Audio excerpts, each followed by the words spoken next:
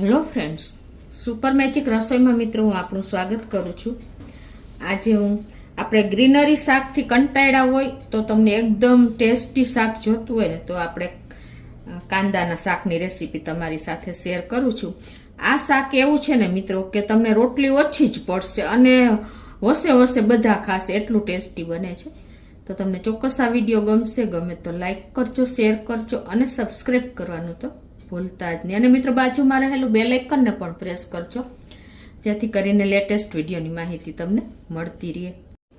તો હવે આપણે ઇન્ગ્રેડિયન્ટમાં જો મીડિયમ સાઇઝના કાંદા લીધા છે 5 થી 6 પીસ, અને એક ટમેટાની મોટા ટમેટું છે, એક ટમેટાની પ્યુરી કરી, એક ટમેટાના પીસ કર્યા છે, દહીં છે, બેસન છે.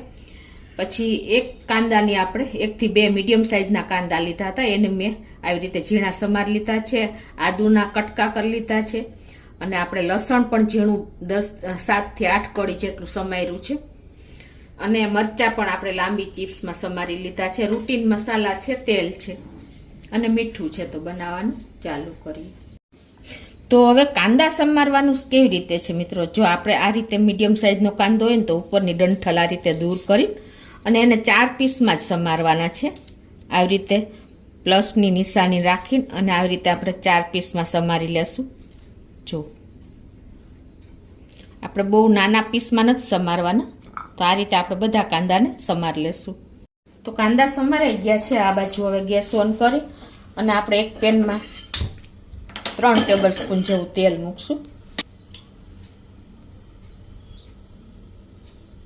તો આપણે તેલ ગરમ થઈ ગયું છે. 1 ટીસ્પૂન આખું જીરું નાખી દેશું અને 1 સૂકું મરચાંને આ રીતે આપણે કટ કરીને નાખી દેશું, અને 1/4 ટીસ્પૂન જેવી રાઈ, 1/4 ટીસ્પૂન હિંગ,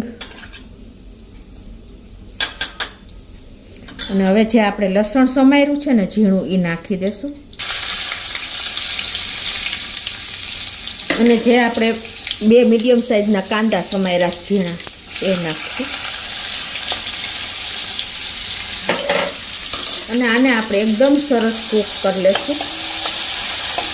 મિત્રો આમાં આપણે જો બિલકુલ આપણે લસણની પેસ્ટ નથી લેવાની, ખાસ નોટ કરજો. આવી રીતે ઝીણું સમારીને જ લેવાનું છે. ગેસની ફ્લેમ આપણે અત્યારે મીડિયમ રાખી છે, અને આને એકદમ સરસ કૂક કરી લેશું.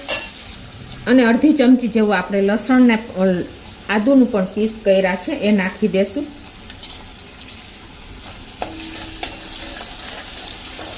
આને 1-2 મિનિટ આ રીતે મીડિયમ ફ્લેમ ઉપર એની કચાશ દૂર થાય ને ત્યાં સુધી કૂક કરશું કાંદા લસણની. મેં 2 લીલા મરચાં સમાર્યા છે મીડિયમ એવા તીખા, તો એને પણ આપણે આ રીતે લાંબી ચિપ્સમાં જ સમારી નાખશું.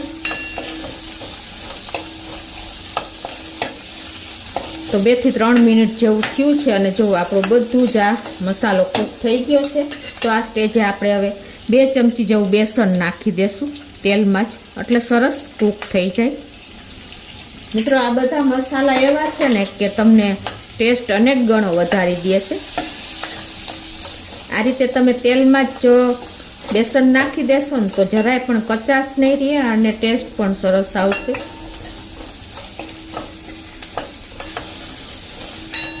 એકાદ મિનિટ આ રીતે આપણે હલાવશું. હવે આ રીતે જો આપણે સરસ બેસન પણ શેકાઈ ગયું છે તેલમાં મસાલા સાથે. તો હવે આપણે જે આ ટમેટાના પીસ કર્યા છે ને એ નાખી દેશું. 1 મોટું ટમેટાના મેં પીસ કર્યા છે. ટમેટાની પ્યુરી પણ આપણે નાખી દેશું. તો આ ટમેટાની પ્યુરી ને ટમેટા આપણા કૂક થઈ જાય ને એના માટે આપણે અત્યારે 1 ટીસ્પૂન જેવું મીઠું નાખી દેશું.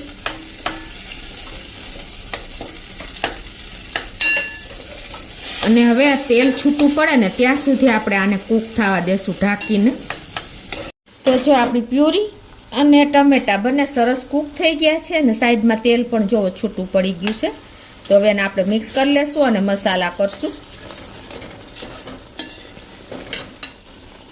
તો 1 ટીસ્પૂન જેવું આપણે લાલ મરચું પાવડર, અડધી ટીસ્પૂન હળદર, અને 2 ચમચી જેવું આપણે ધાણા જીરું પાવડર નાખશું, એટલે ગ્રેવી સરસ એકદમ ટેસ્ટમાં બેસ્ટ બનશે.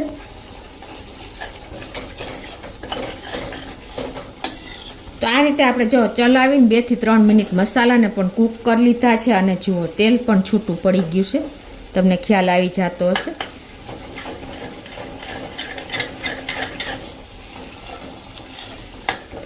તો જો મિત્રો આપણી ગ્રેવી પણ એકદમ સરસ થઈ ગઈ છે. જો આમને ખાવાની પણ ઈચ્છા થઈ જાય ને એવી સરસ આપણી ગ્રેવીમાંથી તેલ છૂટું પડી ગયું છે.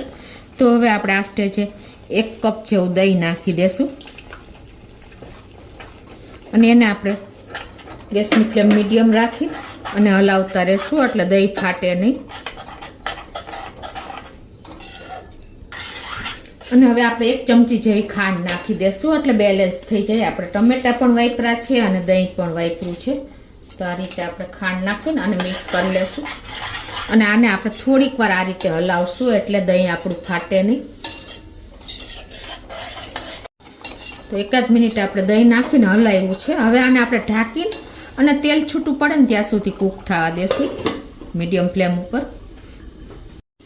તો 5 મિનિટ થઈ છે અને આપણે વચ્ચે વચ્ચે 2-3 વાર હલાવ્યું હતું કેમ કે આપણે બેસનનો ઉપયોગ કર્યો છે. અને જુઓ મિત્રો એકદમ સરસ તેલ છૂટું પડી ગયું છે ને મિત્રો.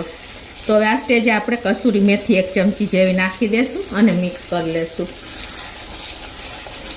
આવી રીતે તમારે વચ્ચે વચ્ચે દહીં નાખ્યું છે એટલે તેલ તો છૂટું પડશે જ, પણ આપણે બેસનના ઉપયોગને હિસાબે વચ્ચે વચ્ચે મીડિયમ ફ્લેમ રાખી છે એટલે હલાવતા રહેવાનું. એકદમ સરસ આપણી ગ્રેવી જો ધાબાના શાકને ટક્કર મારે ને એવી તૈયાર થઈ છે, કોઈ પણ જાતના રીચ ઇન્ગ્રેડિયન્ટ વાપરા વગર છે ને મિત્રો. હવે 1 ટીસ્પૂન જેવો આપણે ગરમ મસાલો નાખી દેશું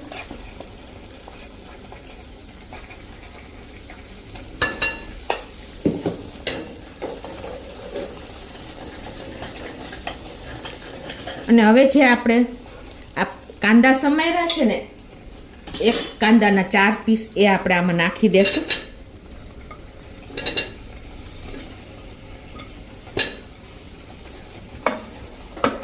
અત્યારે મિત્રો કિચનમાં એટલી મસ્ત સ્મેલ આવે છે ને કે ક્યાંય સુધી 2-3 શેરી સ્મેલ પહોંચે ને એટલી સ્મેલ આવી રહી છે. તો હવે આને આપણે મિક્સ કરી લેશું આ રીતે.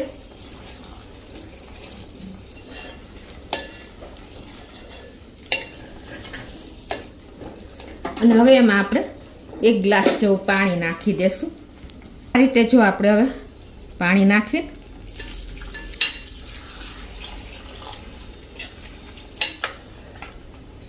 અને કાંદાને સરસ ગ્રેવી સાથે કૂક કરી લેશું એટલે અંદર ટેસ્ટ બેસી જાય.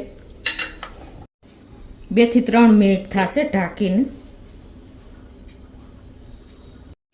તો 5 મિનિટ જેવું થયું છે અને વચ્ચે વચ્ચે આપણે હલાવ્યું હતું. અને જુઓ મિત્રો કેમ કે બેસન નાખ્યું છે ને એટલે ચલાવવું જ પડશે તમારે. અને એકદમ સરસ ગ્રેવી તૈયાર થઈ ગઈ છે. લથબથતા આપણા કાંદા જુઓ ગ્રેવીથી છે ને મિત્રો. જોઈને મોઢામાં પાણી આવી જાય ને એવું આપણું શાક રેડી છે. તો હવે આપણે લાસ્ટમાં થોડી ધાણા ભાજી પણ ઉપરથી સ્પ્રિંકલ કરી દઈશું અને ગેસને બંધ કરી દઈશું અને સર્વ કરી લેશું. તો મિત્રો ગમે એટલી રોટલી હશે ને તો ઓછી જ પડશે એવું આપણું આ કાંદાનું શાક રેડી થયું છે. તમને ગ્રીનરી ન હોય ને ત્યારે તમારે આ ઓપ્શન છે અને આટલું ટેસ્ટી શાક હશે તો બીજું શું જોઈએ મિત્રો. જુઓ